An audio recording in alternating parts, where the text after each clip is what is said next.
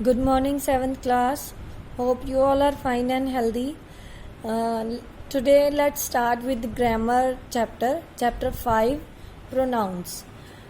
Nouns और pronounce आपने सबने पढ़े हैं 5th और 6th क्लास में. आप सबको थोड़े बहुत याद भी होंगे, तो हम आपकी ये रिवीजन की तरह ही करेंगे. प्रोनाउन किसको कहते हैं, सबसे पहले आपको ये पता होना चाहिए. कुछ बच्चों को शायद याद भी आ गया होगा सुन के. प्रोनाउंस किसको कहते हैं? जो वर्ड्स नाउन की जगह पे यूज़ होते हैं हम उनको प्रोनाउंस कहते हैं. दोबारा से सुनिए. जो वर्ड्स नाउन की प्लेस पे, नाउन की जगह पे हम यूज़ करते हैं उसको हम प्रोनाउन कहते हैं. Repetition of nouns looks awkward. We use a noun only once and then replace it by a pronoun.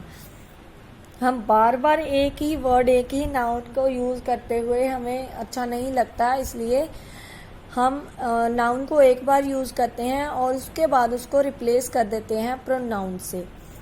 जैसे एग्जांपल देखिए, आप ये पैराग्राफ पढ़िए. Divya is sitting on a bench. अब यहाँ पे नाउन क्या है? Divya. She is waiting for her friend मानवी. अब यहाँ पे हमने दिव्या को रिप्लेस कर दिया शी के साथ, शी वर्ड के साथ. She will come soon, she. अब यहाँ पे मानवी को रिप्लेस कर दिया शी से. दे आर फास्ट फ्रेंड्स, दे. दोनों, दिव्या और मानसी. दे love flowers, they. But they do not plug them, them and they. Them यहाँ पे किसका प्रोनाउन आ गया? फ्लावर्स का. दे enjoy their beauty, their flowers.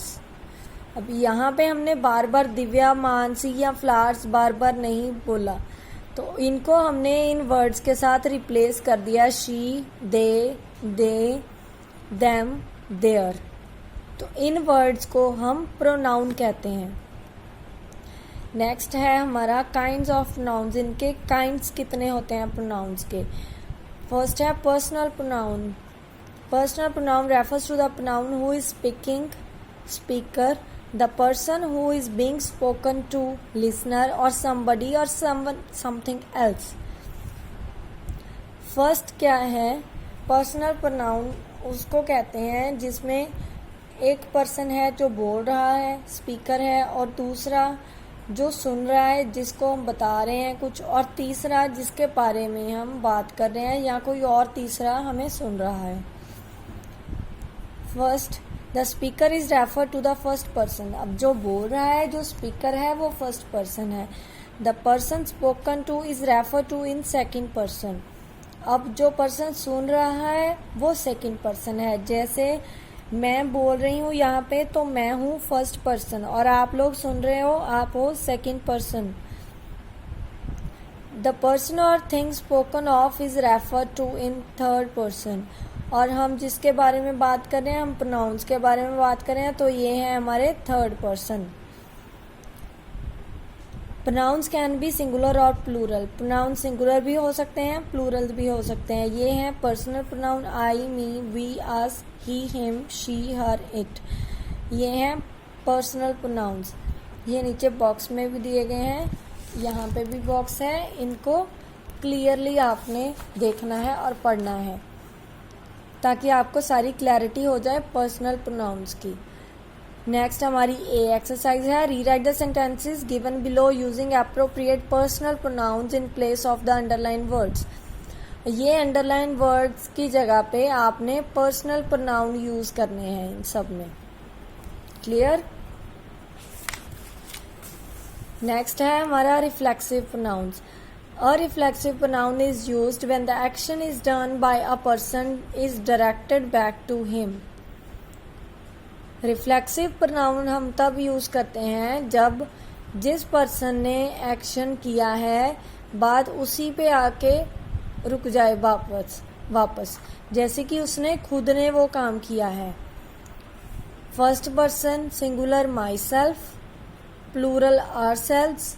Second person singular yourself, plural भी yourself. Third person singular himself, herself, itself, और plural themselves.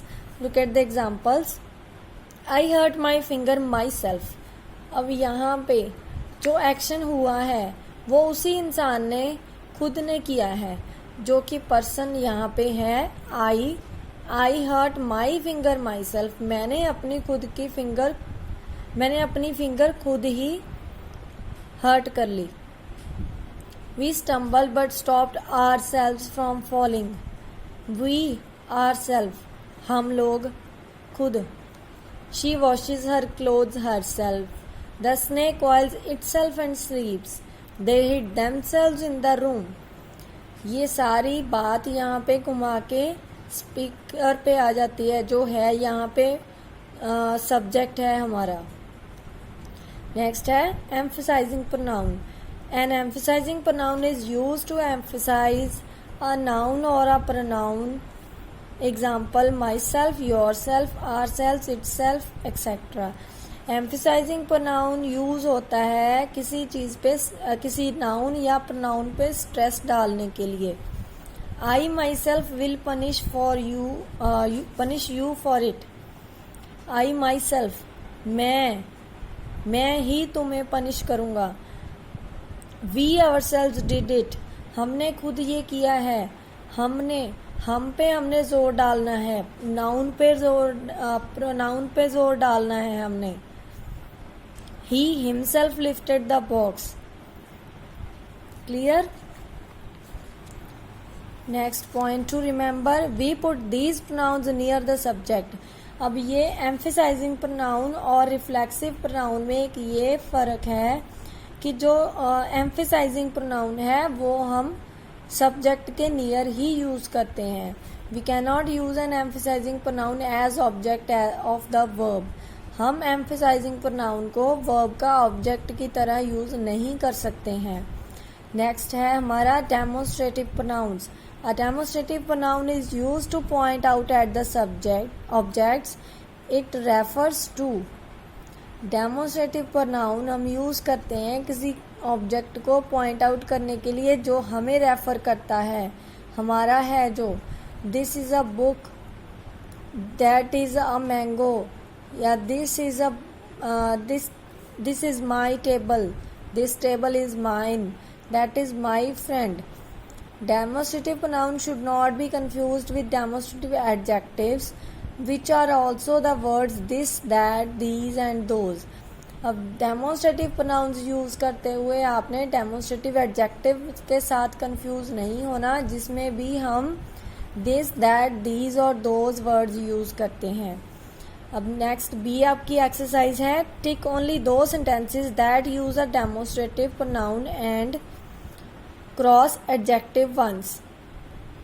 अब इसमें आपने जो डेमोन्स्ट्रेटिव प्रोनाउंस हैं उनको टिक करना है, लेकिन जो एडजेक्टिव्स हैं, डेमोन्स्ट्रेटिव एडजेक्टिव्स हैं, उनको क्रॉस करना है। क्लियर? नेक्स्ट है हमारा interrogative pronouns. An interrogative pronoun is used to ask questions.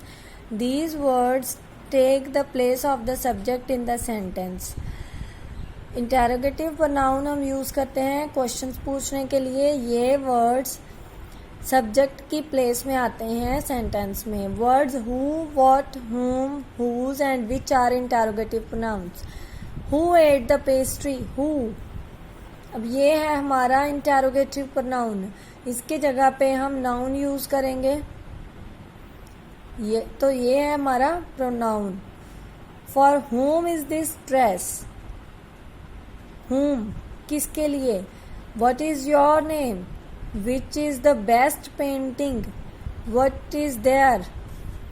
Interrogative pronouns should not be confused with interrogative adjectives. Interrogative adjectives are placed before the noun that they describe. Interrogative adjectives के साथ आपने यहाँ भी confuse नहीं होना, क्योंकि जो interrogative adjectives होते हैं वो नाउन से पहले रखे जाते हैं, उनको नाउन को डिस्क्राइब करने के लिए। क्लियर? अब यहाँ पे आपको एग्जांपल दी है अलग अलग। What is that troubles you so much.